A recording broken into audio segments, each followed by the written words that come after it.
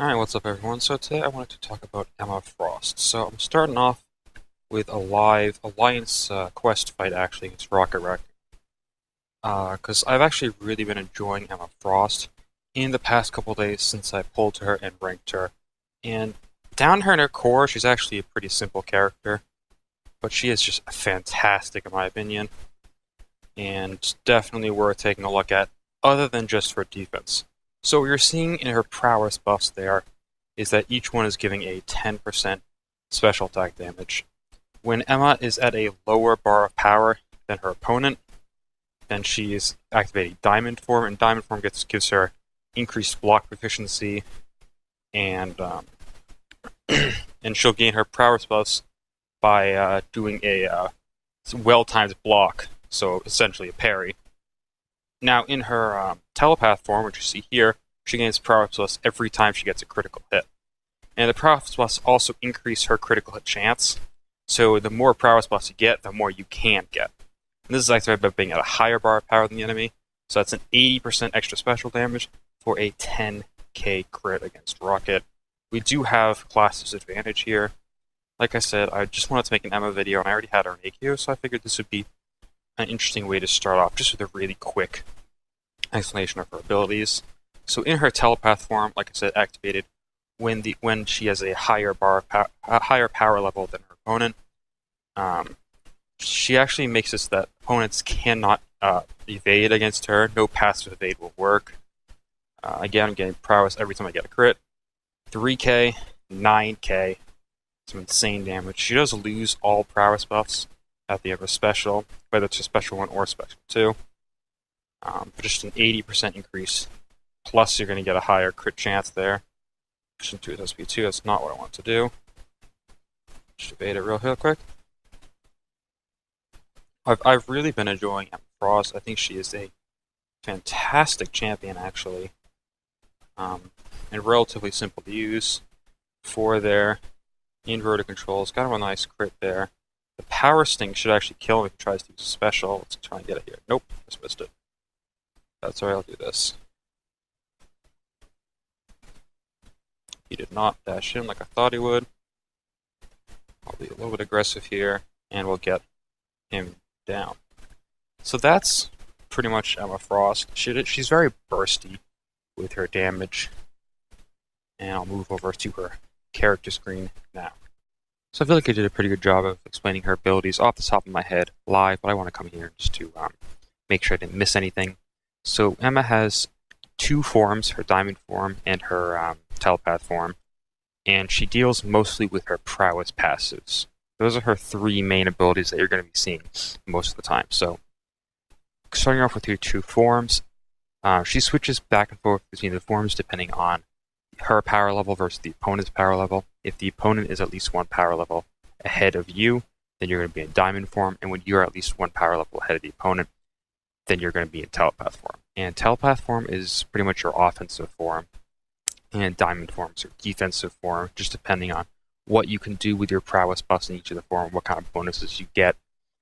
If the opponent gives you an armor break while you're in Diamond form, whether through abilities or through nodes, then you will be forced to the Telepath form, and you won't be able to switch to Diamond form at all for the arm break. You will start to fight in Diamond form, which is great because Diamond form gives you immune to, I think it's the longest list of immunities in the game. Stun, bleed, poison, incinerate, shock, frostbite, cold snap, fatigue, concussion, and exhaustion. So when you start the fight, if you have suicides, they'll be immediately erased because she's bleed and poison immune. If you start a fight against Iceman, that cold snap is just going to shrug right off, no damage to you. Incinerate to shock, so something like Mephisto won't be able to damage you there. Incinerate, I mean. And yeah, so she is a fantastic immunity champion. It is relatively difficult to keep up because the opponent needs to be at a higher power level than you all the time, but it is consistent. So it's difficult to keep, but it's consistent. In this form, you can get prowess buffs by parrying, so well-timed blocks, and you can get up to 5, and each one increases your special attack damage by 10%, max 50%. You get a lot of bonuses in this like I said, all defensive though. 10% perfect block chance, armor up, block efficiency, physical resist, and critical resistance rating. And you're also going to be lowering the chance that opponents have to hit with criticals. Very good along with the immunities. That is definitely a defensive form though. Telepath form is more for offensive form.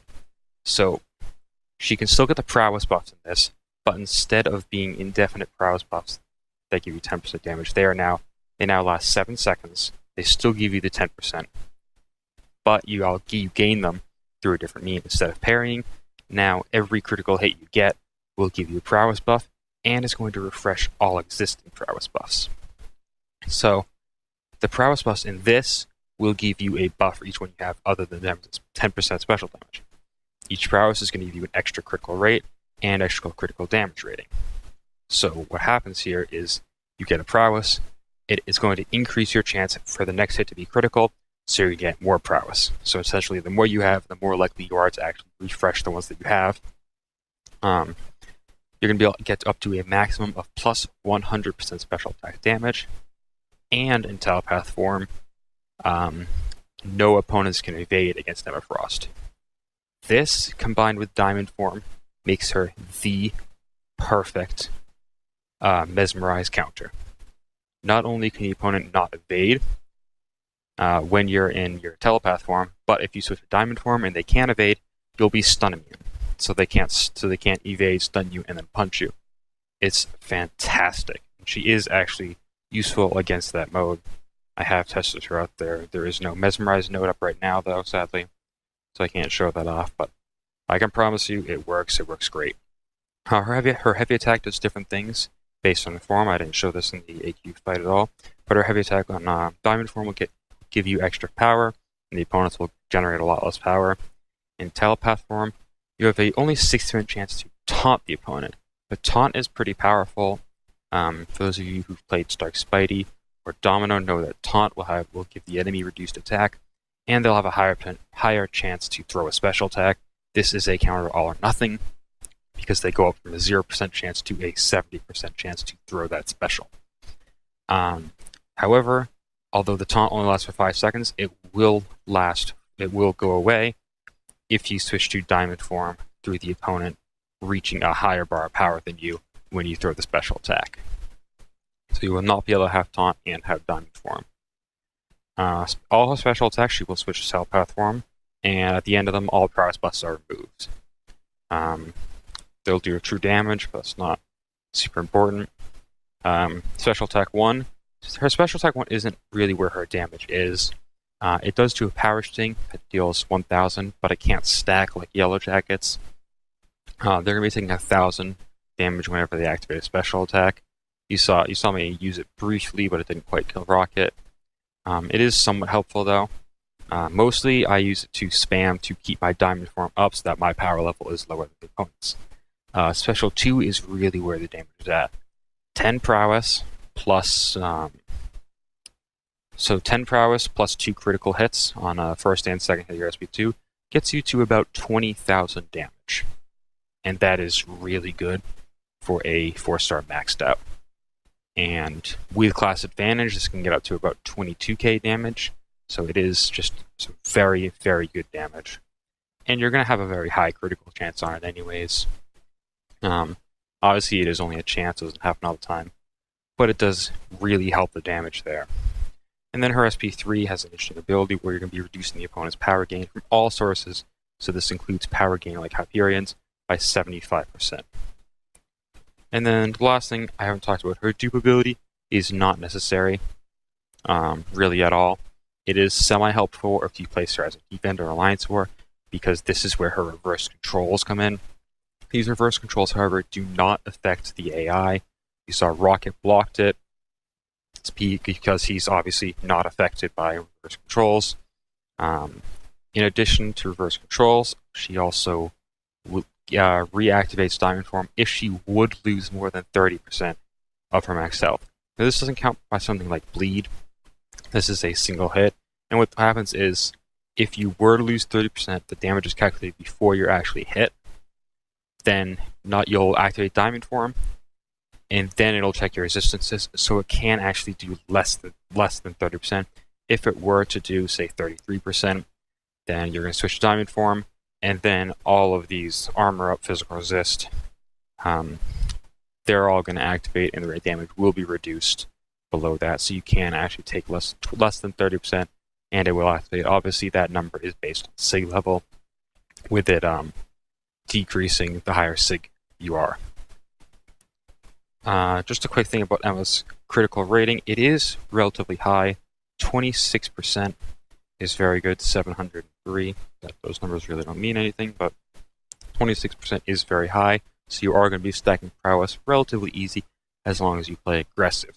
7 seconds is good enough to get the refresh on them, but it's not really good enough to get the to play passive and still be getting that refresh consistently.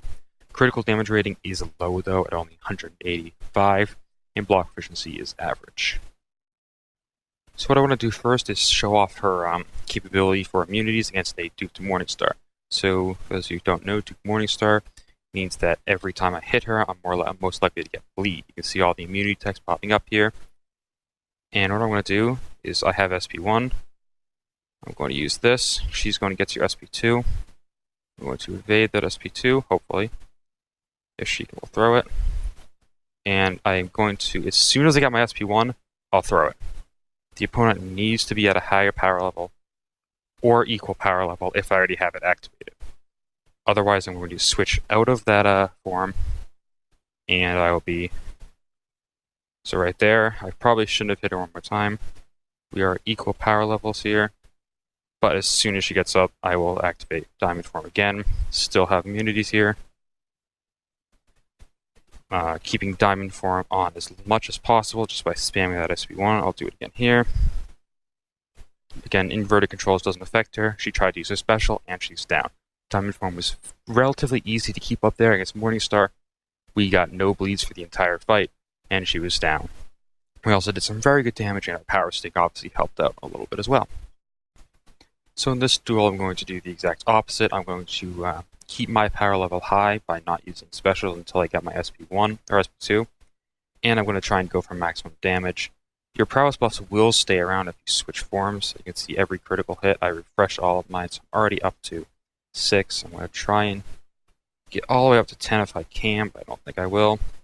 But I'll hit him with 8 for 9.9 thousand damage, and that's just on the second hit. We can bait out his SP2 here. Go back in. Emma Frost, like I said at the very end of the Alliance War video, or IQ video, she is a very bursty damage champion. Her SP1, only 1700 there, but if he uses an ability, he will die. If I can get him to, he's going to regen it. Oh, there he goes. Okay. Like I said, she is a very bursty champion. I'll go right into another fight here. Damage potential is absolutely in her specials, like most mutants, but her SP2 has some fantastic damage. Right into another against this time Corvus Glaive. Just trying to show off the burst damage potential that her SP2 holds. We can get a couple prowess buffs while we're still in diamond form, and we will be able to keep those when we switch form. Dashing in after his SP1 is dangerous. I probably should have just held back there. 5 prowess, 6. Get him for 9. Did not get the crit though. You can see I only hit for 4k, even though it should have hit for over 10k. So you can see one of the issues with her is the fact that if you don't get the critical in the special, with her high crit rate, you have a good chance of it. But if you don't get that critical, then your damage is clearly not going to be as strong as it could be. That does go for a lot of champions, but for Emma Frost especially, because her regular damage isn't anything too special.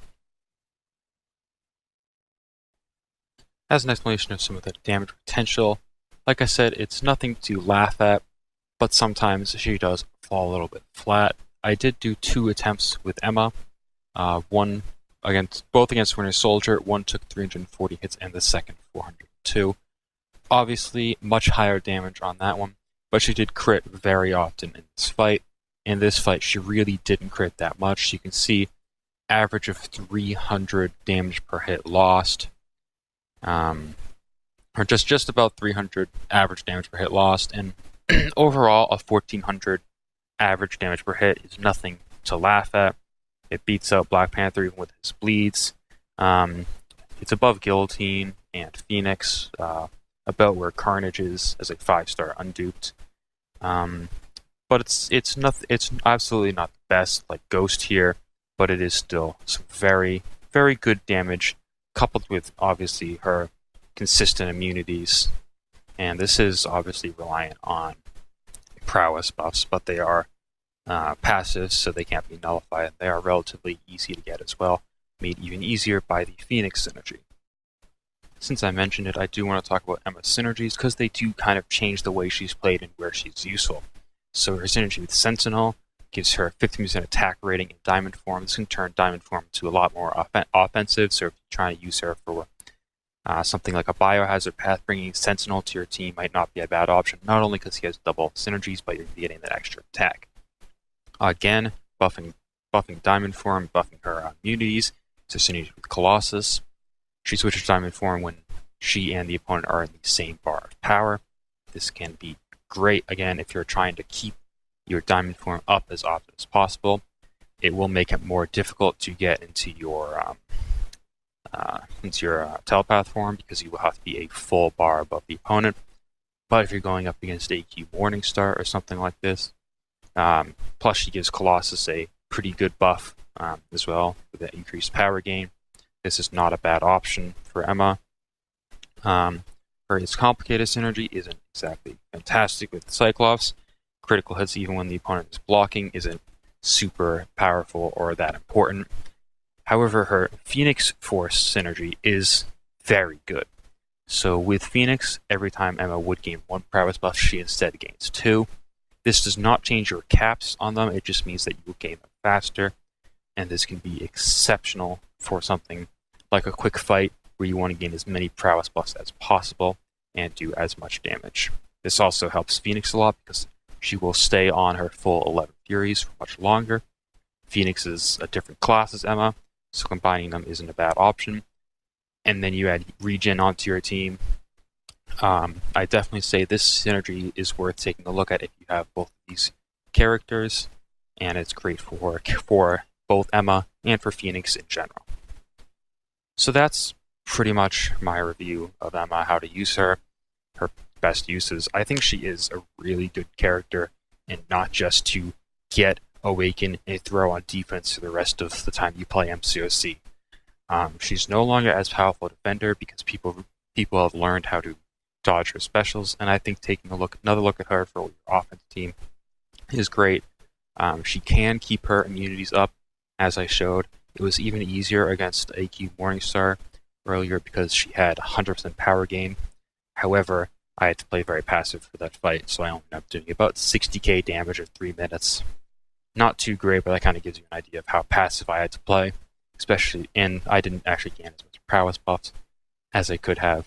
I don't want to show that fight because it is quite a long one and not actually that interesting, but it is possible to keep her diamond form up for almost the entire fight. Something like slash tires and that kind of thing. She does present a great option for that, plus some good damage potential. I think she really gives Iceman a run for his money with that diamond form, with that damage potential.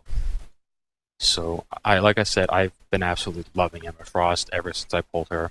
About a week and a half ago, I used an Awakening Gem on her, brought her up to 550, and she has just been tearing up AQ for me and been just an absolute general help for my team, mesmerize counter, and all of that. So, thanks for watching. Hopefully you enjoyed. Hopefully you found this useful. If you have any questions, as always, feel free to ask them down in the comments. I will make sure to answer them. And I'll see you in the next one.